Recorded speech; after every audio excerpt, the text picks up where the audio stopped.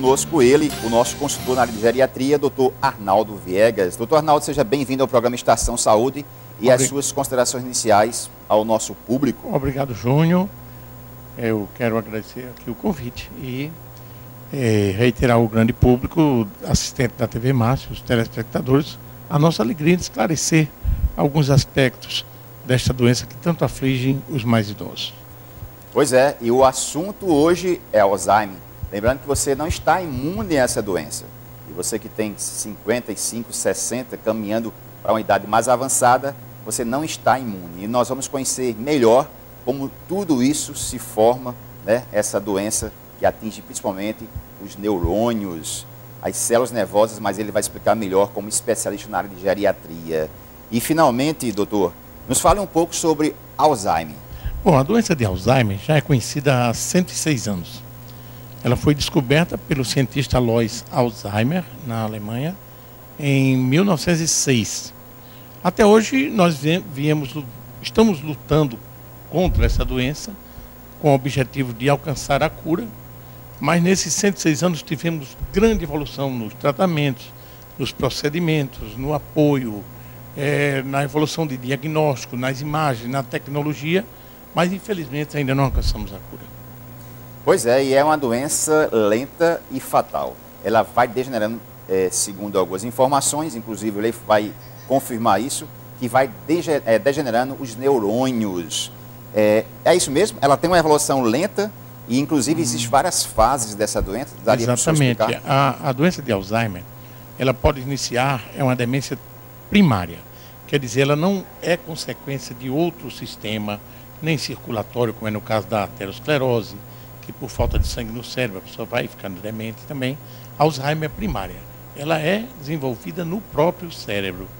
São as células, os neurônios, eles são acometidos por fatores, às vezes, genéticos, na produção de neurotransmissores, ou também por outras patologias que nós não sabemos ainda, todas definidas.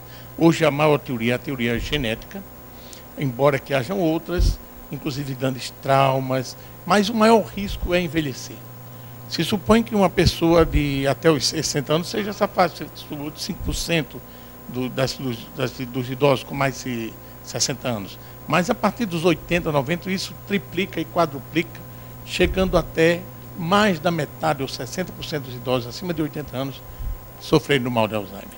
Aliás, a população de idosos está crescendo, como ele falou, e esse número acompanha. Olha só, de uma população de idosos acima de 60 anos, 5% poderá apresentar Alzheimer. Ou seja, a cada 100 idosos, 5 têm a doença.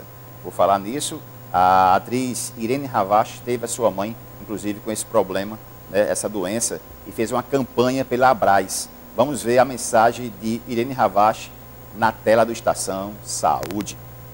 O pior papel da minha vida foi quando minha mãe teve Alzheimer e eu não sabia nada sobre a doença.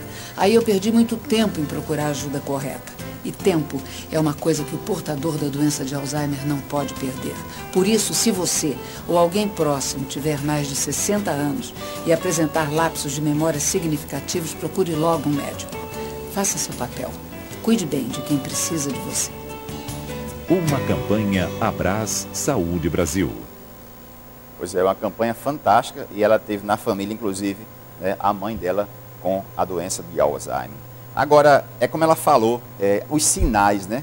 Que sinais são esses iniciais que, para quem tem uma pessoa idosa em casa, já deve estar atento? Geralmente nós descuidamos porque se acha que com o envelhecimento é normal esquecer, perder uma coisa ou outra. Acha, não, porque está ficando velho e tal, e leva como se fosse uma coisa normal. Não é. Não é?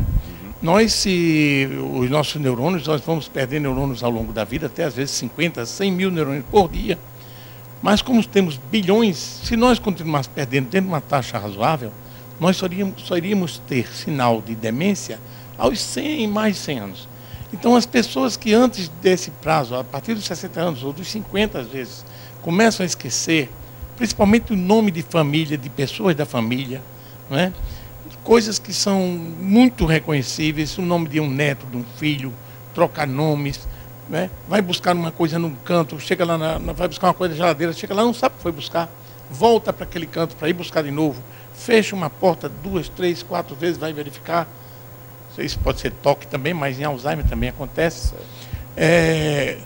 Pessoas que se desorientam na rua facilmente, não se perdem, não sabem onde estão, não se lembram às vezes que comem. E uma coisa interessante, o Alzheimer não afeta só a memória. O Alzheimer afeta também o olfato e o paladar. Então, às vezes, a pessoa começa a apresentar, cheira um determinado alimento ou alguma especiaria e acha que é outra coisa. Inclusive, coisas que podem ter um cheiro, um odor desagradável, elas acharem um odor bom, e coisas que têm um odor bom, achar desagradável.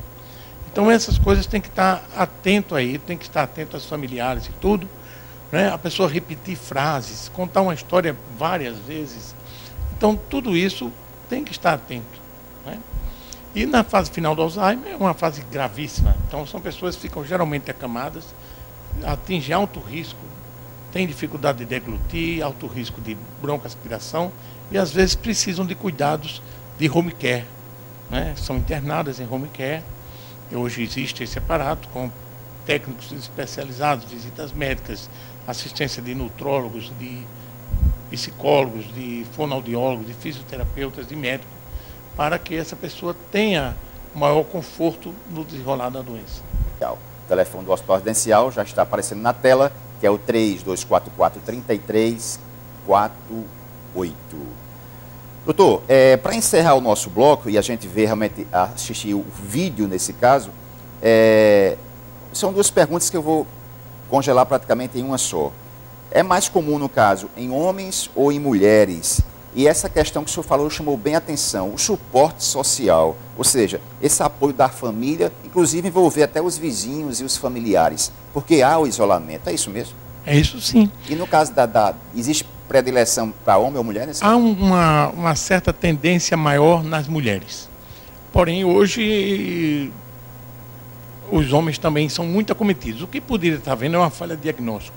E como as mulheres viviam mais em casa antigamente, né, e os filhos mais presentes, era mais notado o início da doença. O pai vivia fora, às vezes do trabalho, e os familiares não notavam tanto. Chega em casa para dormir. Exato. Talvez tenha muita coisa que esteja embutido nessa presença. Como hoje também as mulheres estão trabalhando muito, estão tendo estresse, o estresse também pode causar, os problemas dos homens estão sendo vivenciados, mas elas estão tendo uma atividade intelectual maior do que aquele simples trabalho doméstico, né? Elas hoje lutam com intelecto, as mulheres são pilotos de avião, são astronautas, quer dizer, estou dizendo por alto, mas em todas as profissões, desde a simples gari a uma cientista, as mulheres estão envolvidas hoje. Então, eu acredito que agora, nesse mundo, talvez elas até diminuam e se equiparem aos homens, porque a atividade intelectual delas está aumentando.